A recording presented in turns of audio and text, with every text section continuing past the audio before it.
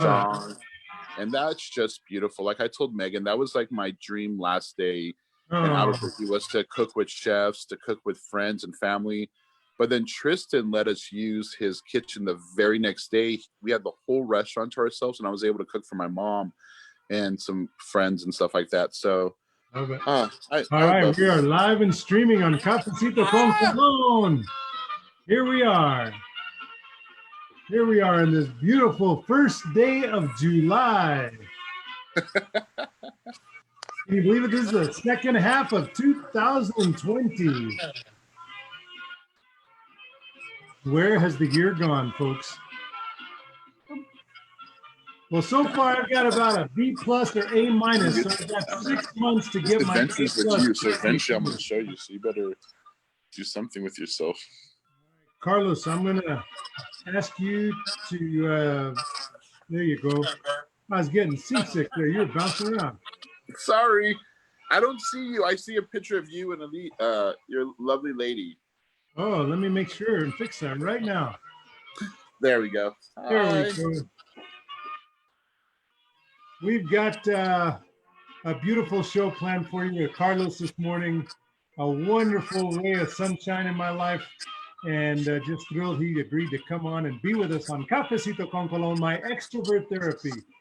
And there are very few people that hit the extrovert scale as high as I do, but I think Carlos might be one of them. I learned it from you. You're the best.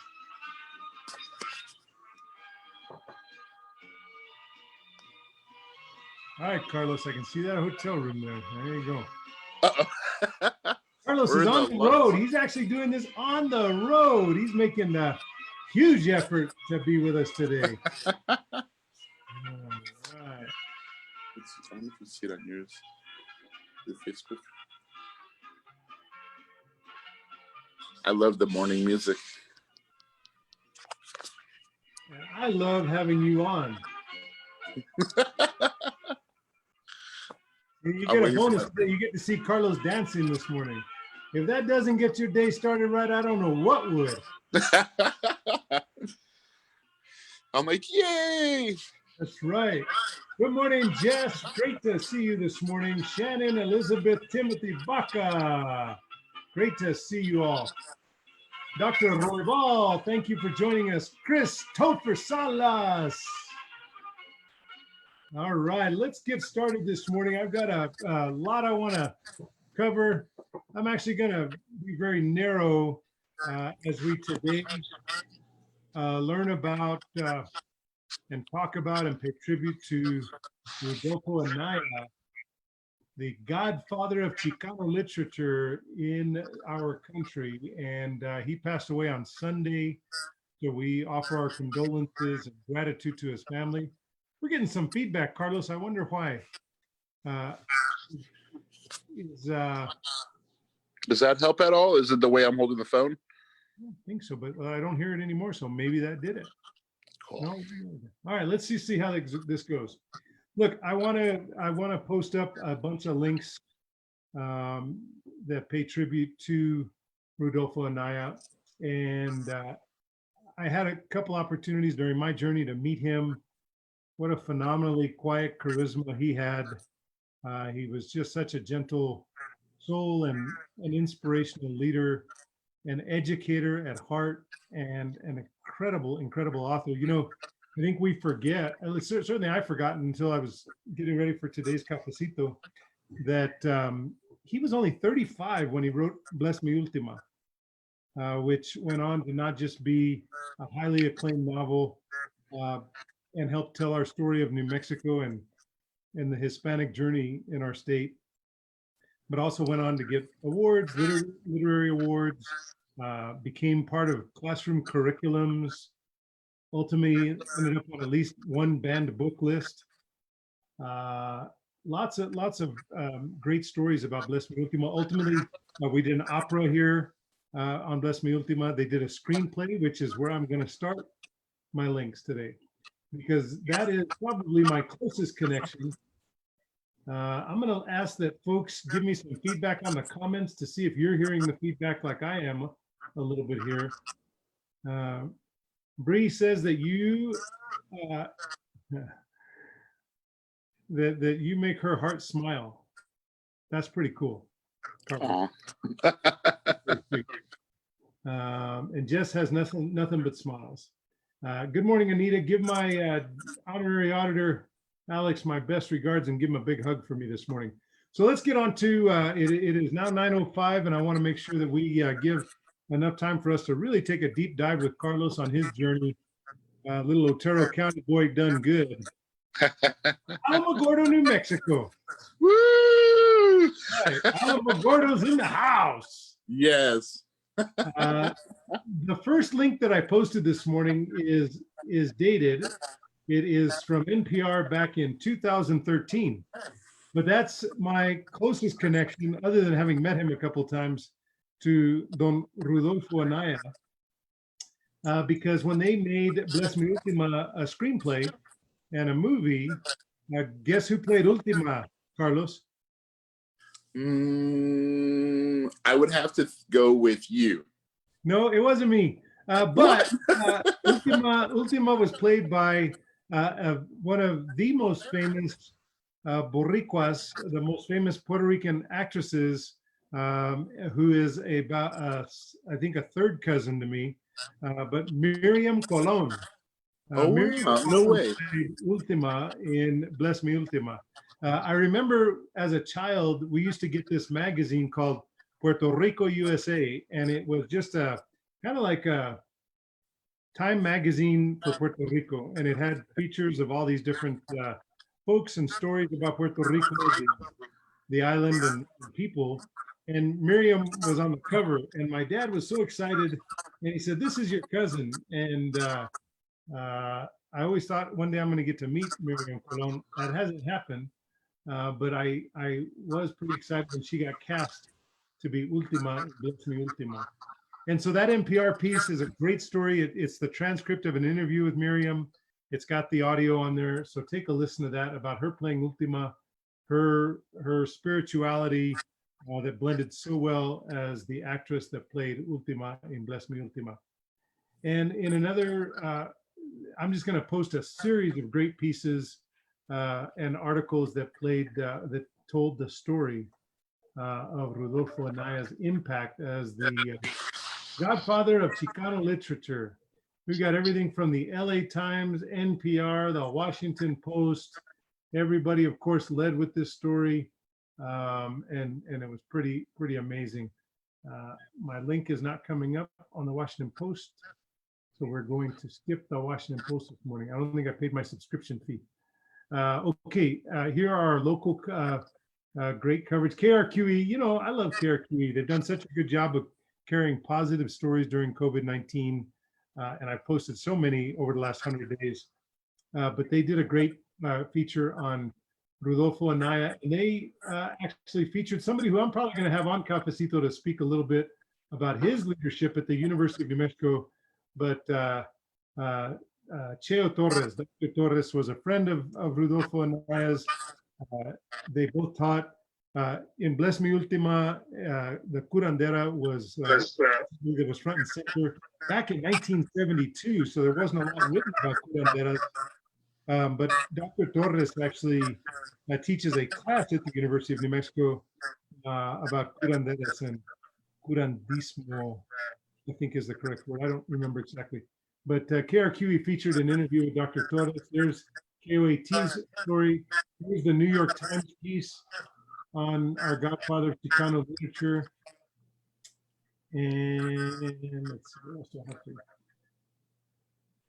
The KOB story. And then I'm going to end with the Albuquerque Journal piece. They did a great job. What I really appreciated about the KOB piece, or the Albuquerque Journal piece, if you look here, you can see all of the pieces and stories and literature that Rodolfo Anaya did. And recently he was celebrated so much he wrote 2 children's books, which were fantastic. But the Albuquerque Journal did a beautiful story about Rodolfo Anaya. Somebody give me some feedback on the comments here about our sound. I'm worried about that feedback. And maybe I'm the only one hearing it. So Tim, let me know. Breezy Bree, let me know. Curanderismo. Curanderismo. Thank you, Ms. Curandismo. Thank you, Marisol Brito. Shield the people. How are we doing on feedback? Can you hear me? Carlos, maybe mute while I'm posting up these links. Mute it? Yeah, why don't you mute your end and then we'll have you unmute when I bring you on in a couple minutes. All right, now I'm not getting the feedback, so let's see if that works. Say something to see if I can actually hear you. I'll just see your lips moving. Say something. Carlos, say something. Hold on. Oh, I can hear you. No. Whatever you did before, it worked. Now I got your picture. All right. Well, here's what I want to do before I bring Carlos back on. There he is again. And you're not echoing, so don't do anything. Don't move. Don't move. You're not doing anything. You're perfect. You're perfect just the way you are, mijito. Oh, you're making me blush. I love you. I pulled out all my books, the ones that I found right away, and the ones that jumped off my bookshelf here were Albuquerque, the novel by Rodolfo Anaya. If you turn yours up, I can hear him on yours. And then, of course, Bless Mi Ultima. Yes, if you got another piece of equipment, Carlos, streaming, we should mute the other piece of equipment for sure. That might be it. It's yours. It could be yours streaming. Watch, turn yours off. Yep. Okay. What I wanted to do real quick, just to give you some flavor of Bless Mi Ultima. Carlos, go ahead and mute. I'm still getting that piece. Perfect. There's a chapter in here about, I think it was after Ash Wednesday, and Father Burns is telling the kids in the classroom about how long is an eternity. And he said, I'm going to tell you a story that'll teach you how long eternity lasts. Now, keep in mind, this is how long your soul will be burning in hell if you die with the black spots of mortal sins on it. First, try to imagine. Carlos, go ahead and mute. Hit your mute button again. Hit your mute. I'm going to put a pair of headsets on to see if that helps out with everything. Okay. Is it better now, or is it still pretty good? Okay, cool. Now, keep in mind, this is how long your soul will be burning in hell if you die with the black spots of mortal sins on it. First, try to imagine our whole country is a mountain of sand. A mountain of sand so high that it reaches to the clouds and so wide that it stretches from one ocean to the other. Gee whiz, Abel's eyes open wide. Horse, sensing something he could not understand, began to get nervous. Bones rolled his eyes. These are all students in the classroom with Father. We're still getting that feedback. Carlos, go ahead and hit the mute button on the Zoom. I wonder if I put these headsets on.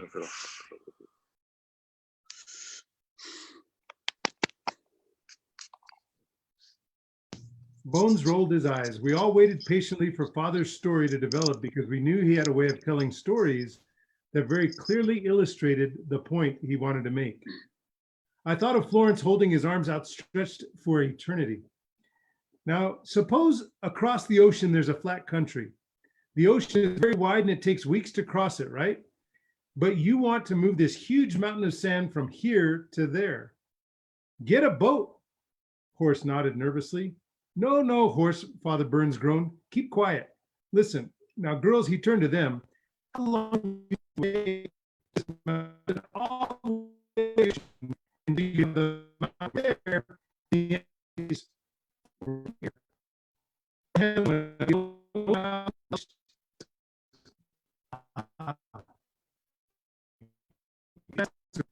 Let me tell you how you have to move the sand.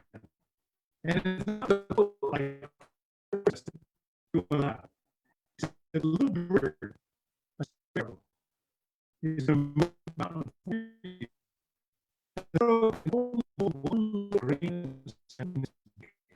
It has to all the way all the way. It's a little bird.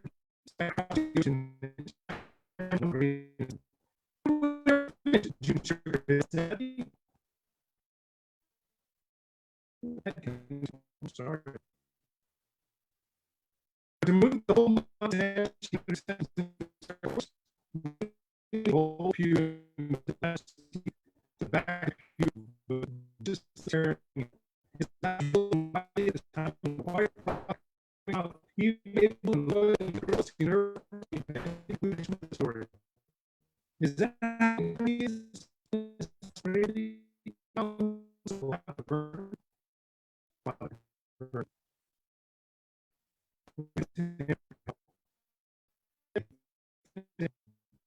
little bird has moved out the sand across the ocean. That is the first day of eternity. Amazing story. Storyteller rules for New Mexico and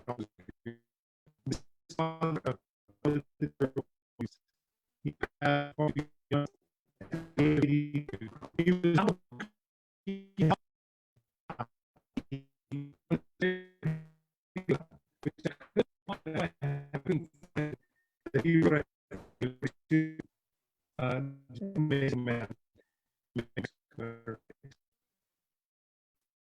All right, so let's hear. Now,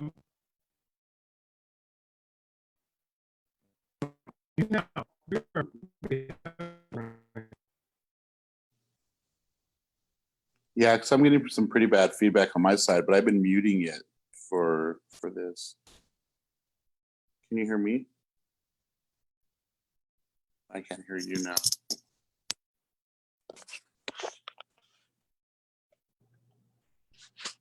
Go ahead. I'm not getting any sound.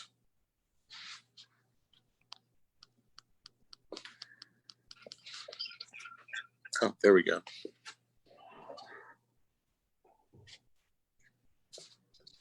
I'm the loudest person and I'm on mute.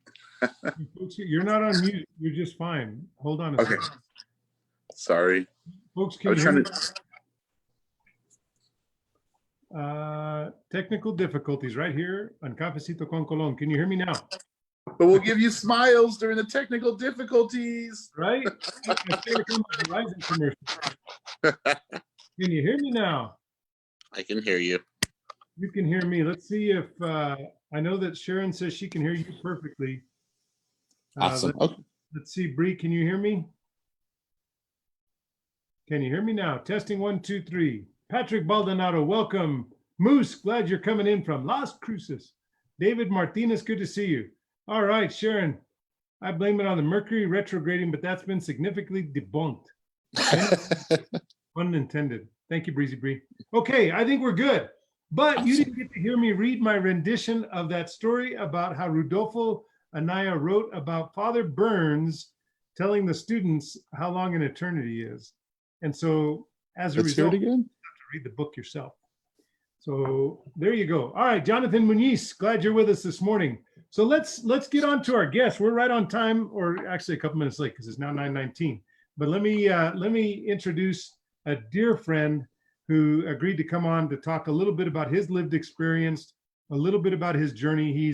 He's in this incredible space now where we all were, you know, in the last, we've talked about how do you spell coronavirus? How do you spell COVID-19 pandemic? And it doesn't really matter because we all figured out how to spell it in a real simple way. It's P-I-V-O-T. We pivot. And that's exactly what Carlos Zozaya has done. He has pivoted.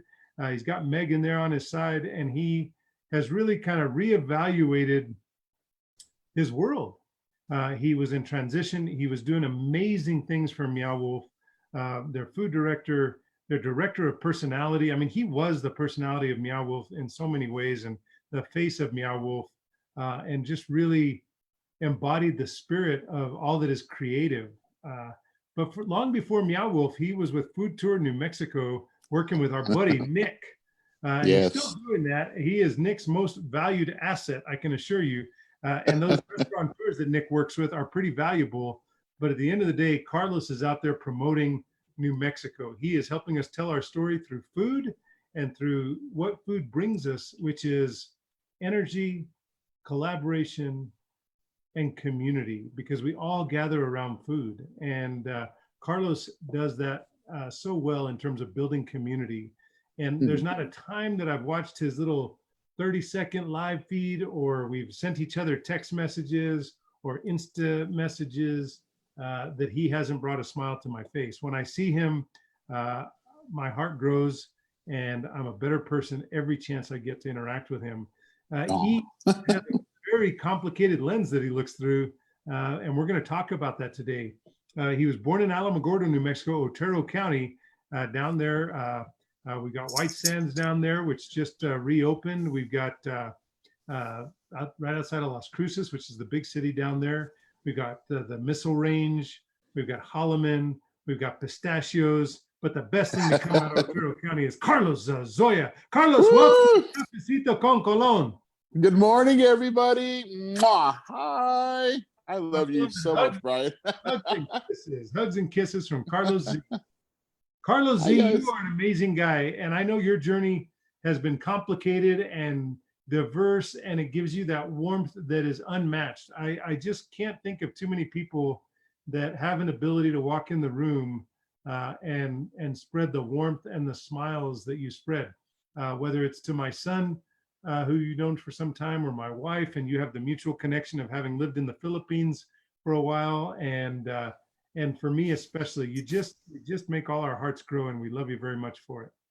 Thank you, Brian, and we love you a lot. You know, me and Megan admire you so much, and so to even be part of the show was exciting. Even though I've only had like 3 hours of sleep, I was so excited to see you this morning. So very excited, and good morning to everybody in New Mexico. Hi, guys.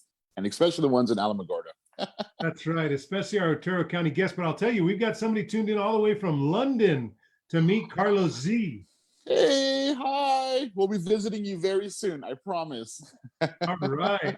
And Harold Pope Jr. tuned in this morning. Harold's with us, and Alex Vaz is with us today. He had a great meditation morning, and glad he was able to join us. And Carlos, why don't you just, I think we'll start with kind of you giving us your journey. I know you're a real guy in high school, but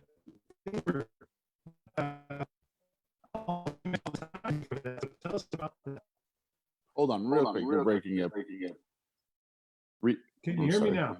Now I can hear you. Okay, we're going to get past, it's now 9:23, and we are no longer allowing technical difficulties. So that's it. No more technical difficulties. We want to hear your story. Tell us about your journey, how you ultimately ended up in Rio Rancho, and what were the stops in between Alamogordo and Rio Rancho? Oh, wow. You know, I grew up in a pretty tight-knit family, an immigrant mother who had moved here from Mexico and grew up in Belen, New Mexico. So my family was always these amazing aunties and mother and uncles who had some of the best values I've ever. So a lot of my personality comes from them. I have some of the most funniest, most hilarious aunties and uncles that, you know, were always there to support and kind of bring where I'm at now and kind of lead into my personality. But born in Alamogordo, my mom met my stepdad. We moved to California, then the Philippines, and we were out there for a while back in the 90s. And then we moved back, and I think that move is officially what garnered me as being a New Mexican, because I used to always think I was this child of the world and I was part of this and part of that. But ultimately, you know, coming back to New Mexico, it was an honor to finally realize that I'm truly New Mexican, not only born here, but now raised and, you know, living and just embracing everything that we are as New Mexicans and stuff. That's beautiful. Tell us about your time in the Philippines. I think that's an interesting stop on the journey. I will say a shout out to Valencia County, my home county, there for your family from Belen. Yes. God, the Philippines, all I remember from the Philippines was beautiful coconut trees and guava trees and lumpias and pancit and all that phenomenal chicken adobo. So food, even back then, was what I always remembered from our journeys that we did. But we left back in 1990 when Mount Pinatubo erupted, and that was such a catastrophic event at that time that they evacuated all of us. And that's when we moved back to Albuquerque, so that way my dad could retire from Kirtland Air Force Base. And then about 8th grade, they made the decision to move to Rio Rancho, and that was the most random thing ever. So that's kind of the transition. So Albuquerque, Rio Rancho, and now with me living in Santa Fe, I feel like the whole circle has been complete for living in a lot of beautiful places. That is great. We've got so many great guests on this morning, or folks who've tuned in to be with you this morning, like Richard My mom Aguilera. is out there, so I have to say hi to my mom. Hi, Mom. Love you. Hey, We're safe. yes, we love you, Mom. We love you Aw. for giving us Carlos Z. He couldn't have been here Aw. without you. Yes, she had a big part to do with that too. So. Yes, indeed, indeed. Daniel Trout, glad you're with us this morning. And thanks to everybody for guiding me on my technical difficulties this morning. Appreciate that very much. Charles, great to see another leader in education in New Mexico joining us this morning.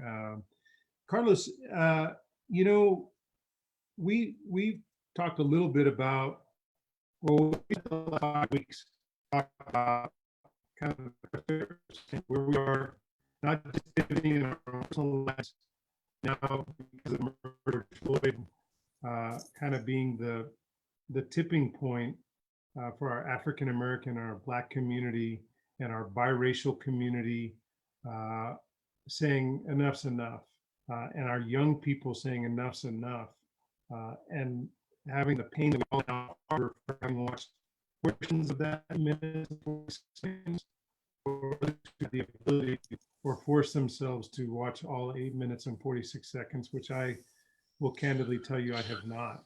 Mhm. It was enough for me to hear him calling for his mother, who he had buried. Uh, I just couldn't. But in any event, that has been the collective uh, deep breath we've taken on as a nation and embrace the Black Lives Matter movement, conversation, dialogue, when we try to now start to listen and learn how to really truly listen and be good allies.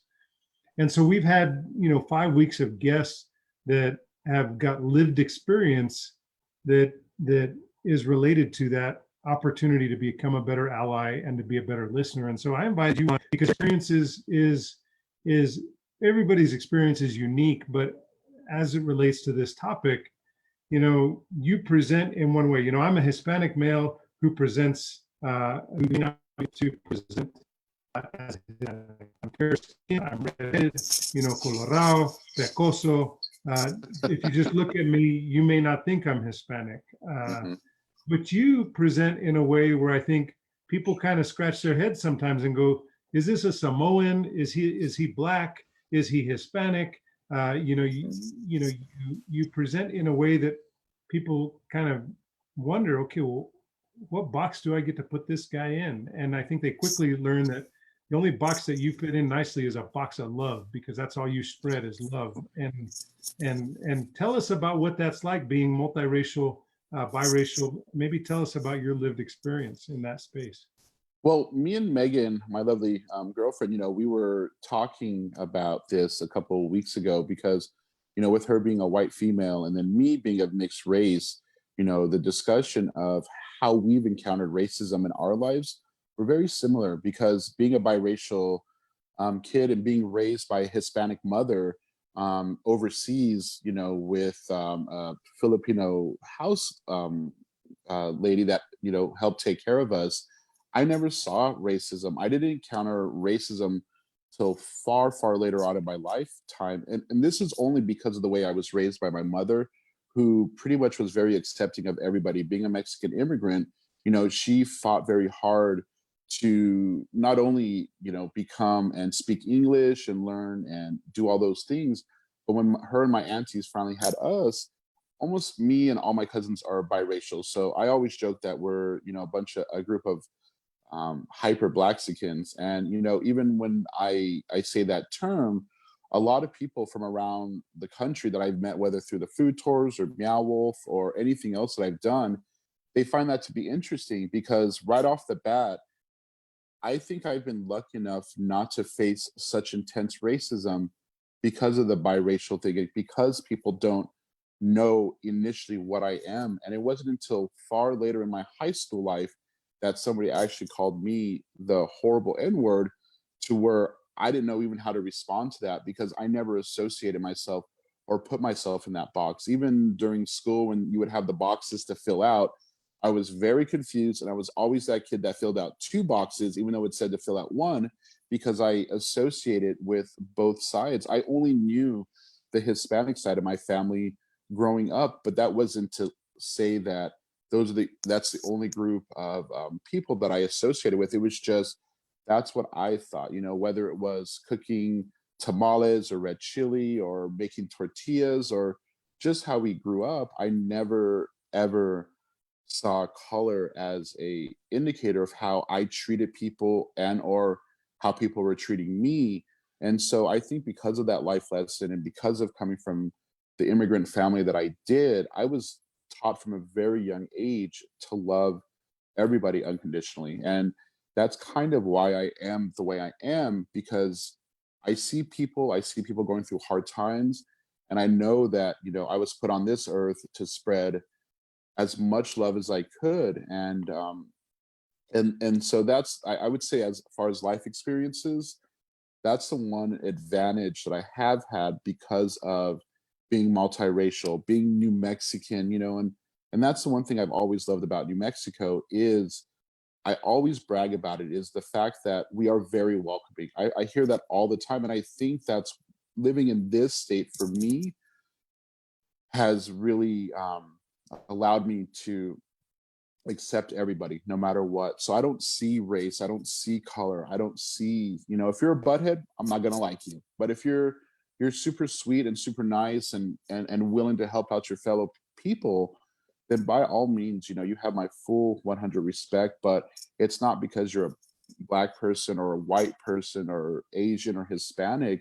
It's because you have a good soul, a good heart. And I look forward to the day that it's the world community and not just individual people, because there's way too much out there for us to be so black and white on these subjects and stuff like that. Because of your background, how has that either empowered or put you in this maybe different kind of space?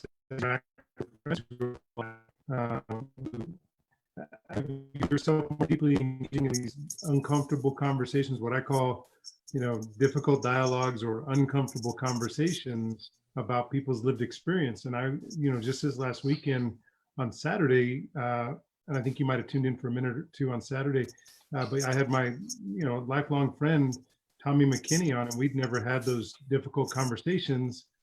And I think, and it was very emotional and 6'3", 250-pound giant, bawling like a baby. And I was here on my side, bawling like a baby on this side. And I think the most powerful thing that he said that I'll never forget, that was the best gift he could ever give me in my lifetime, was he talked about the impact I'd had on his life as a mentor and friend, and that he never would have dreamed that the person who had the deepest impact on his success and on his life would be a person that didn't look like him, and that I'd always been able to accept him as a friend who I cared about as deeply as I did any single family member that I had. And for him to articulate that was something that he hadn't articulated before, and was something that I'll never forget him saying. But how have these conversations for you gone?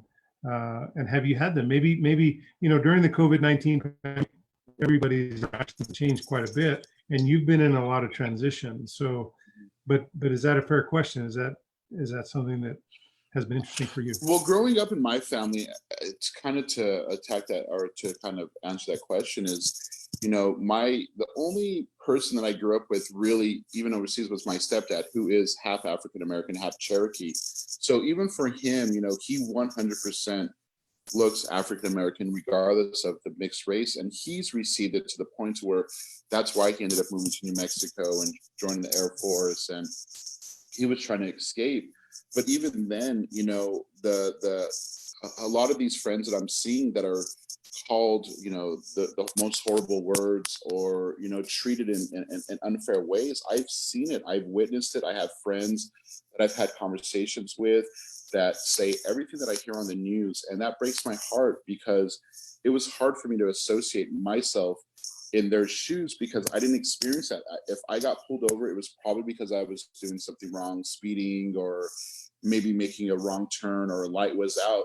But I never feared that something was going to happen to me. And I think that was because I lived life so unassuming of what my nationality was. I mean, I knew what I was, but people didn't. And I think that kept me safe from some of the harsh realities that a lot of even some of my cousins look more in appearance as, you know, within the African American appearances and stuff. And I know for a fact that they've gone a lot of feedback and a lot of, you know, racism or words said to them because of their appearance. And so, you know, when you asked me to do this show, I had to really dig deep down inside and think to myself, like, why was I able to get away from this for so long? And I really don't have an answer for that, but I find it to be the reason I've become the person that I have been. And because of that, I hope to continue to bring that to as many people, because it is a sad time. It is a hard time. And, you know, I have little nieces and nephews. I have a nephew who looks very African American, and I don't want to have to think that he's going to grow up in a world where he has to be scared. You know, he's a very popular kid. All the kids love him. But, you know, I never want him to have to face that inherent racism that unfortunately still exists and that's still out there and everything. So that's kind of, you know, the best way to touch on that subject is, you know, I just have to keep on being more aware. You know, I have to keep on making conversations and just continue treating people, you know, not by their color, but by their personalities, by who they are as people. And, you know, that's kind of, I hope that kind of hits the nail.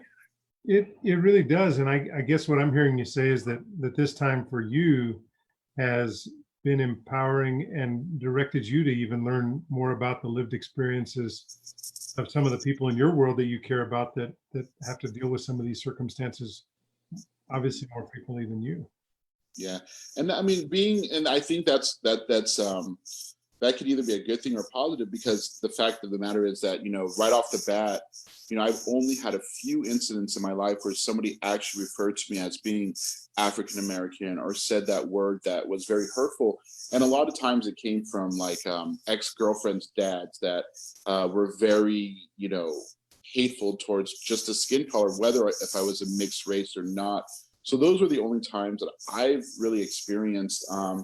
As far as police interactions, as far as workplace interactions, I guess I would never know if race ever played a factor in promotions or the way people respond to me, because of the simple fact that people respond to me so well, even with doing the food tours, or whether it was working at Meow Wolf or doing personal events. I have personally received such warm interactions that I don't know if people were being false with me or being, you know, just nice because they had to get through that day. But, you know, I really reflect on what I'm seeing in the news, and it breaks my heart, because, you know, this has been going on too much. This has been going on for far too long. And my only dream, like I told Megan, is that this movement continues to keep steam, that the people that are part of this, that they continue to, you know, make noise, as they say, make the noise that's needed in this country. Because I really remember 9/11, where that tragedy happened, and everybody kind of were together for a few months, you know, whether it was with the yellow ribbons on the side of your car, you know, being American, and then things kind of fizzled away. But my dream and my hope with this, especially for my nieces, and who knows if I ever have future kids, we want them to grow in a I hope world so. I where want more. I hope so. You should have a bunch because I want more Carlos Z's in this world. I And know everybody's excited because I love my redheads. I'm surrounded by some of the most amazing, beautiful rojos, as I always say them. And with Megan being a redhead, my sister would have a field day if she could have some little curly redheads running around the house and stuff. So, that sounds pretty serious. Does Megan know you're having these thoughts about little redheads running around? That sounds serious. No, she's looking at me right now from the other room, and she's kind of laughing. So, That's awesome. That's awesome. Well, I want more Carlos Z's in this world, or Carlene Z's, and you should have a bunch. A bunch. Hopefully someday soon, or if not, a little puppy. Oh, gee, that's a start. Dr. Gomez Chavez says that she appreciates you sharing your experience, and she thanks you for your leadership. And my friend in London, he says he's got a guest room, so you're welcome to it. Hi. Megan wants to go to London. She used to study abroad over there, so she's with this move that we're doing, that would be the next step. But I just got my passport, so hopefully we can start doing some international travels once all this kind of clears up and stuff. So let's talk a little bit about that, because I know people are curious, and especially those that follow you on social media. You've got a very robust social media following. So don't forget to share platforms. I need the help. You're very popular. Let's talk a little bit about the transitions and the next chapters. And I know we're going to get you back in New Mexico, and you're on the road, you're going out to California, and you're going to expand your capacity, and you're going to grow, and your creativity is going to get even more robust, which is hard to believe. But tell us a little bit about the journey you're on right now. So me and Megan, during this whole COVID thing, one, I always say, if you're going to get stuck in a pandemic, you got to do it with somebody that you already get along with and that you love very dearly. So luckily, me and Megan already spent all of our time together. So the transition into the COVID was pretty seamless. But we decided to go on a quick road trip. A friend of ours told us that he'd never been on the Pacific Coast Highway. Neither had we. We found a very cute ranch from a lady named Lynn that was a friend of ours, who invited us out, and we absolutely fell in love. We saw a need to learn how to operate a ranch, how to take care of horses, goats, pigs. Me and Megan do a cooking show called the Carlos and Megan Show. So she offered us a new location to shoot it, and I couldn't have asked for a better. I really feel sometimes that the universe looks out for us. I always like to think that my cousin Francisco is above, looking out for me through my journeys. And when we got there, we stayed one night and it turned into 8 nights. And that's when we finally realized that it was a place that we would want to live, but only short time, because I have an amazing friend who's a local real estate agent, Amy Pilligrim, who is paying for me to become a real estate broker. And as I'm out and on our journey, not only will I be studying for my New Mexico real estate broker's license, but me and Megan are going to learn how to operate a ranch. We're going to learn how to take care of horses, pigs, goats, make goat cheese, and just kind of refocus. I really told Megan that the whole purpose of this trip was to get out here, recharge, get that energy that we need, because we want to spread that. I would have never chosen a site as a partner as amazing as Megan if I didn't see that energy and that love and stuff that she has. So this journey is taking us. We're in Las Vegas right now. My beautiful friend Eric Roybal paid for us to stay here so that way we could get some rest. And then from here, we have about 3 more hours to make it to the ranch. And we're just hoping that through the positivity and continuing with our videos to just spread love, because the one thing I know how to do is at least that during this crazy time. And we're going to do it to our maximum extreme. We're going to bring the love of New Mexico to the little valley that we're going to be living in. And I hope to be back by January, because that's when I have to do my testing. And, the sky's the limit. But I thought this would be a good time to recharge, refocus, and continue to bring that that love, that New Mexico spirit that we have so deeply in us and stuff. So that's a little bit of the journey, and I'm hoping that everybody will be able to follow us. hopefully we can follow up on a future episode and we can show you guys all the animals, and hopefully we get you and your wife and your hito out here, and that way we can cook for you guys. Well, you're one of the best cocineros around, my friend. And, they talk about extravagant and incredible chefs who really cook from their heart, and that they got the hands of God that deliver the love in their heart through their food. And I think you certainly fall in that category. And I talk about that box of love that encompasses you. And I feel it, and I'm grateful for it. Who is Leticia? Leticia joined in this morning, and she sends her best to you. Leticia Zozaya.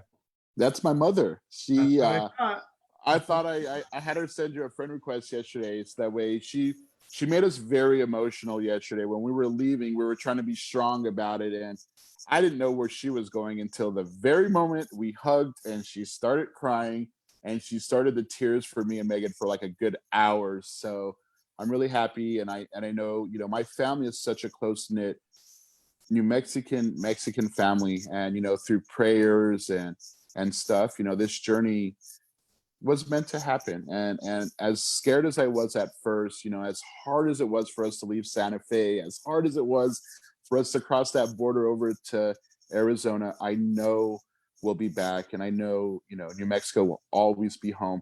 Plus, we're going to put mom on a plane in like 15 days anyway to fly her out for my birthday, so it won't be too long till we see her. And that's right. Well, I'm glad she was able to tune in this morning. I've got silly Mark Zuckerberg wouldn't allow me to purchase more bandwidth on my personal page, but he's got this 5,000 person cap on friends, and I better say, look, I understand you want people out there collecting friends, but you should at least allow me the bandwidth to accept friend requests, because that means I'm not out there, collecting for marketing purposes. But these are people that want to connect up. I've got about 1,500 people in queue with friend requests that I can't accept because I'm at the 5,000. Now, every once in a while, see, I just tried to accept your mom and I can't. You're right. She did send me a friend request. Every once in a while, somebody gets offended with what I say, or they said, you've had too many black voices on. You bought in and drank the Kool-Aid, and I'm like, yeah, yes, may I have another glass? yes. But so they unfriend me. So I'm all excited. I get to take one more person on this list of friend requests, like Parvs and Nikki and Dante and Darren and Kimberly and Marco and Moises and all these people who have friend requested me. I'm so grateful. So they have to follow me, which is silly, but they have to follow me on Facebook if they want to keep up with what I'm doing. But tell your mom I send my love, and I hope she has safe travels in 2 weeks to celebrate your birthday. Feliz cumpleaños tempranos. We got you an early happy birthday there, Carlos. Yes. And this was an early birthday gift to be on with you. So means more than the world to me. So I really appreciate you. Well, you're a superstar. You're a superstar. Tell us, where do you see things going? So are you going to be still working with Nick and food tour when you get back, and then rolling into this real estate? Real estate is, I've got so many friends who are uber successful in real estate. And the reason they're uber successful is they just hard in serving others and helping them get from where they are to where they want to be when it comes to real estate and a home. But it's like my auditing world. It's like trying to be today, today is at day 548 of awesome in service to New Mexico. But I put into it. Yes. Real estate is just that thing that becomes a 7-day-a-week kind of all-in kind of thing. How is that going to work with Food Tour New Mexico and our friend Nick, who does an amazing job? Well, Food Tour New Mexico, I'm going to have to take a little bit of a break. I'm going to have to get serious. The number one thing, after this most recent layoffs with Meow Wolf and stuff, the one thing I told myself is I want to work for myself. I want to make my dreams happen. I don't want to rely on anybody else. And I think, like I was telling Megan, unfortunately, this COVID thing affected so many of my amazing friends in restaurants. But the one thing it did for a few of us is really open up our eyes to possibilities. What can become? What can we do? How do I adapt to a world where we can't take as many people to restaurants, or we can't cook as many events, And the one thing I knew was that I love people. And if I could be part of their life and do an event, whether it's selling homes or getting them into a property, I couldn't think of a better thing to do. And alongside, I'm still going to do cooking. Me and Megan, my dream would be to be an instructor for cooking and doing cooking classes and just continuing to do the Carlos and Megan show and have fun. But once that real estate thing happens, we're hoping to tag team it together, because I think two lovelies make a better power team than one individual. And so I'm hoping to tackle this with her and just to continue to bring this, love, because I wouldn't be able to do this by myself if I wasn't surrounded by so many beautiful people. And like they say, a lucky guy is surrounded by at least 5 redheads at any moment. And I have my beautiful redheads all around me. And so, I'm hopeful. I love Nick. Nick knows I love him. He just barely picked up the first tour about a few days ago. But even that, it's going to be a slow start. Our restaurants, we got to support them. We got to make sure that they get back on track and stuff. And as much as it broke our heart to leave, we always knew that we would be returning. And New Mexico will always be my heart. And I will yell the 505 out as loud as I can from this little Agora Hills Valley. And I'm excited to get back. And but yeah, that's kind of what the world holds for us. We're really excited that we were blessed, not only from friends, like I said, Eric, who's paying for our room now, to Tristan over at Hollow Spirits that allowed us to cook a dinner for my family on the last day. My best friend Mark Kionis over at Hotel Andalus, who kept us there for a couple days. It's not until you leave that you realize the love that this community, the love that the friends that we have, and that's what keeps me going. That's what keeps me happy. That's what keeps me smiling, is the simple fact of we have a very amazing network of friends, and New Mexico constantly makes me proud. I know sometimes we get a bad rep on a lot of things, but I know the people that are here that are trying to lift us up and make us a better community are some of the most amazing people. And when I met you, Brian, years ago, I fell in love with not only your leadership, but your ability to just lift people up, your ability to just be a mentor immediately without even trying to be a mentor. And it's been, a blessing. And to call you, friend, brother, whatever, has been one of the most amazing things that I can say, that comes out of my mouth. And it's going to be a blessing to continue to, grow with you and to continue to make New Mexico, the best place for people. And I love you so much, man. I can't even explain. Like when we were driving, even though it was midnight when you asked me to do this, I made sure I set my alarm, even though we didn't, I only had like 2 hours of sleep. I was very excited, and, continue doing what you do, continue lifting New Mexico. We love you. We love you. And, we were so excited to be able to call you family and friend for sure. Well, that'll never change, and I love you too, and you inspire me, and I'm telling you, there are just you have a gift, and I know that gift is going to serve you well, because sales is about relationships and authenticity. And if there are things that I would talk about, the words I think of when I think of Carlos Z is love, relationships, and authenticity, and that will serve you very well in a, and I know you're going to do wonderful things, and I'm enriched by our friendship, and I'm inspired by you, your tenacity. We all got dealt interesting cards during the COVID-19 pandemic that we could have never anticipated. Yeah. But your resilience, your tenacity, your smile that returned so quickly, even after your world had been rocked. And I don't think that's an overstatement, right, Carlos? No, it was a huge thing. Layoffs are a serious thing, but we had to not, dwell on it so much and become a negative person. If it wasn't, the one thing I can say positive for Meow Wolf is I met some of the most amazing people. I met some of the most amazing friends. And, I met Megan, and, I would have never thought I'd meet such an amazing person that would, have the same values that I do as far as how we treat people. And, I can never be mad. I always learned, after I lost my cousin a couple of years ago, that our lives are too short. And, the universe can call us up at any moment. And while I'm on this earth, I'm going to make sure we hug. Well, not now. I mean, I would normally say my hugging campaign is on suspension right now, but just to bring us much love, smile.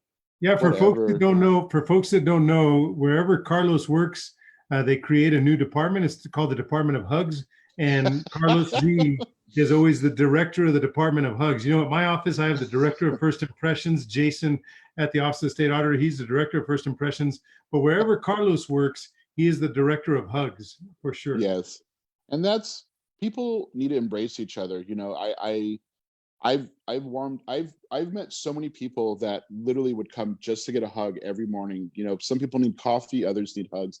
But this is what I hope to spread. You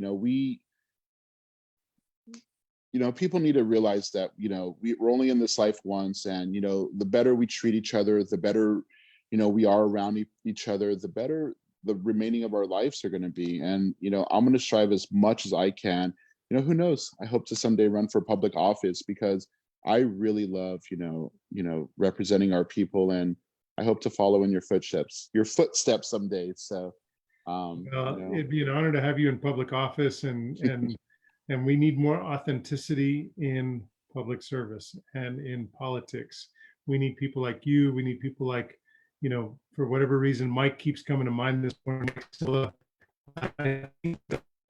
Which is, he talks about being massive, and you are massive. And then Mike Silva talks about, you know, going deep with your service, and ultimately he says, be massive, be of service, massive your service. And that's what you are with your spirit, your personality, and your authenticity and charm and love really puts us all in a better place and I'm just grateful for that. You've made New Mexico a better place. I'm grateful to your mom, and I'm grateful. Hi, Mom. That's right. Hi, Mom. I'm grateful to, you know, Otero County for having delivered you successfully there in Alamogordo. Right on Lover's Lane, right there. On Lover's. Wait, was that where things started, or that's where you were delivered? Well, that's probably where things started, but that's the name of the street. So when my mom would tell me that, I would be like, ew, Mom, is that really what it is? But yeah, Lover's Lane. That is awesome. That is awesome. Now, folks, we're not clear. We don't know whether conception happened on Lover's Lane or whether delivery happened on Lover's Lane. That is for episode 2 of Carlos Zozaya on Cafecito con Colon. So you'll have to stay tuned for that one to find out, you know, which it was. That Lover's Lane. Lover's Lane. Sorry, Mom. Yeah, right. It's she's very, very proud of you. I am too. I'm blessed to know you. Is there any parting thoughts that you want to give, you know, during this time of us trying to listen and learn and be better with one another? We say we want to learn more. We want to, you know, better understand so that we can be more and do more for others. What are your thoughts? My thoughts are that people really need to stop seeing color and just start embracing each other, start lifting each other up, you know, do more, stop complaining about the past and start making the future happen. And, you know, my biggest thing is the world just needs more hugs and more people, you know, looking out for each other, caring for each other. You know, the New Mexican spirit is true. And I think as that spreads and spreads and spreads around the rest of the country, slowly things will be better. But until that happens, you know, we can only do what we can. And, you know, the better we treat people, you know, and until this whole COVID thing lifts up, I think people just need to be nicer to each other, more patient with each other. We're in this together. You know, nobody knows the answers. Nobody is an expert at this. But the one thing I'm an expert at is that you have to treat people as you would treat, like I always tell people, treat people like you would want people to treat your mom, like people to treat your grandma. And if you live life like that, I think you'll live a much better life, because for most of us, we all should love our moms and our grandmas. And that's how you should treat everybody that you interact with. But that would be my parting word. It's just take a deep breath, everybody. We're in this together. And, you know, I think the stronger we are and the more love we show, the easier this process will be to get through. And eat more red chili and green chili. That's all. Truer words were never spoken than those of Carlos Z. Love one another. Treat everyone like you treat your mom. or you want your grandma to be treated. And I think that's pretty awesome. And I will continue to love on Carlos Z as long as he'll have me in his universe.